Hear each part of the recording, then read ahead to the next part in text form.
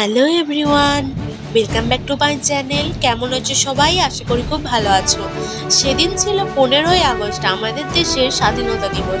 সেই উপলক্ষে গিয়েছিলাম বাবুর স্কুলে পতাকা উত্তোলন করতে। তো সেখান থেকেই নেওয়া একটা ছোট্ট ক্লিপ। আস্তে আস্তে বিপ্লবীদের ছবিতে মাল্যদান করা হয়েছিল। তো সবাই মিলে ফুলও দিয়েছিলাম। তো ভারত দেশ আমাদের স্বাধীন হলেও আমরা কিন্তু মেয়েরা এখনো পর্যন্ত স্বাধীন হয়নি, সেটা কিন্তু আমরা সবাই জানি, তাই না বলো?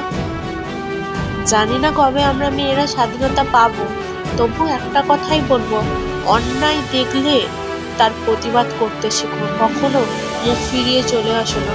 যে অন্যায় করে আর যে অন্যায় সহে, তারা দুজনে সমান দোষী, এটা সবসময় মনে রাখবে।